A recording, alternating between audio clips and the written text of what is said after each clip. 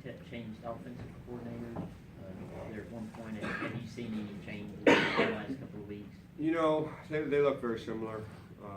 You know, I think they're going to probably just play to their personnel. That's the kind of personnel they have. You know, big up front, big offense. You know, using multiple tight ends. You know, run the ball very well. Some play action games, some naked game. You know, I think that's probably who they're going to probably stick to, just because I think that's the personnel they have on their team. When you face UTEP, do you expect just a big, strong offensive line? Huge offensive line. You know, huge offensive line. The number 76, he's a really good football player. He really is. But really, their whole offensive line are really big. They do a good job at the point of attack on the line of scrimmage, knocking people off. You know, I think their offensive line is definitely a major strength of their team for sure.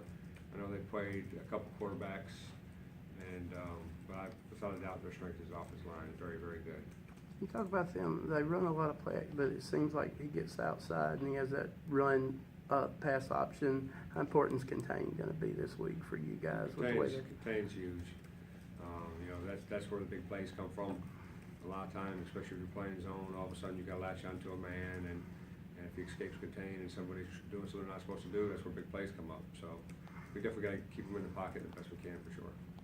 Coach Hobson had a lot of praise for Scrimsher in the game he played. He worked from inside linebacker some, and what was he able to do?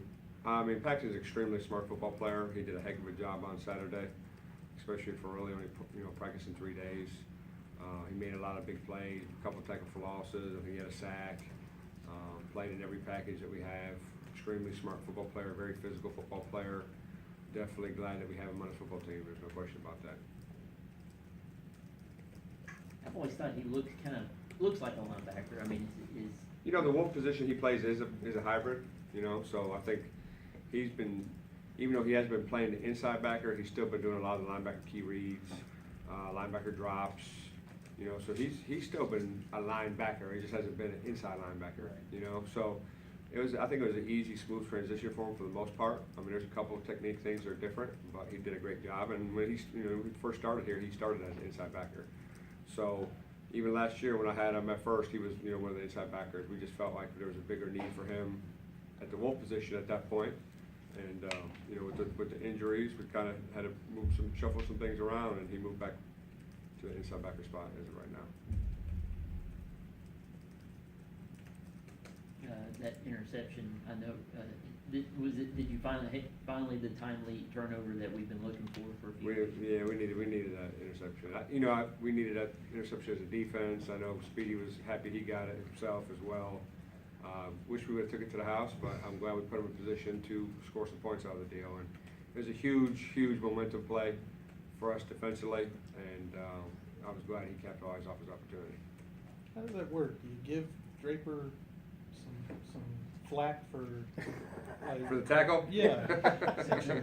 yeah. Today we'll mess with him for sure today. Does he get an extra tackle?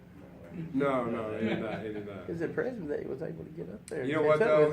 If you watch it, I mean, we're gonna have some fun with it, but at the same point, I mean, unbelievable effort by Draper. I mean, it really is. I mean, how many 300-pound linemen you see trying to lead away, you know? And then the little sniper got him, and he just fell down, and wound up, tackling Curtis. So, but we're definitely not gonna get him about his effort. His effort was great.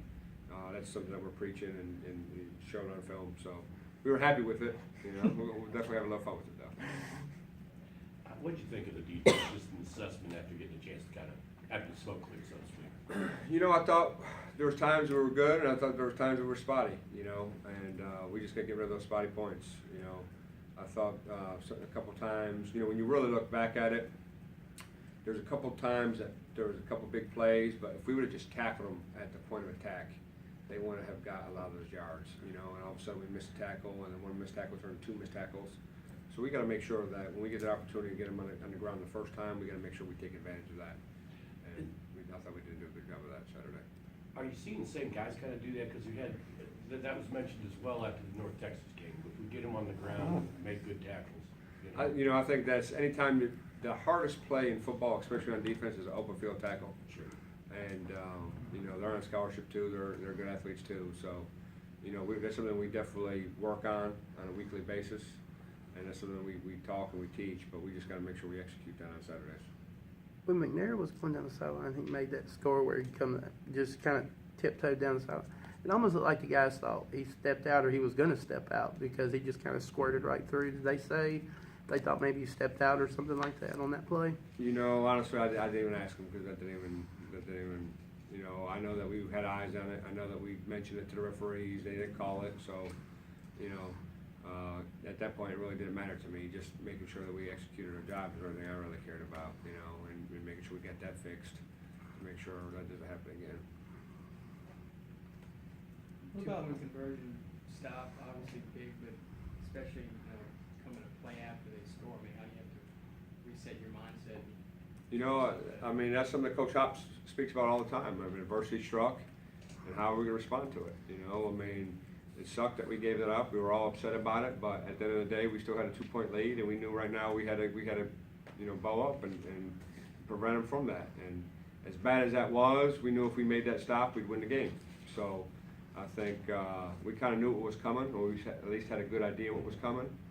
And then Cornell did a great job, you know, breaking it up and winning the ball game. So I thought that was a big time play by Cornell. I thought Cornell played a really good game. I thought he was solid the entire game. You know, he competed his butt off. So I was definitely very proud of Cornell. as well as Paxton played, what about the job Jeremy Sangster's done the last 2 weeks? Played a lot of snaps. He's doing a good job. Very active, helping.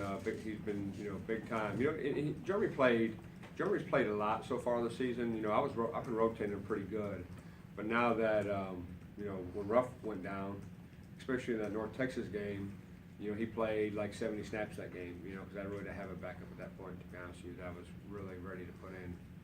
So you know, that was huge being able to move Paxton this past week. So now I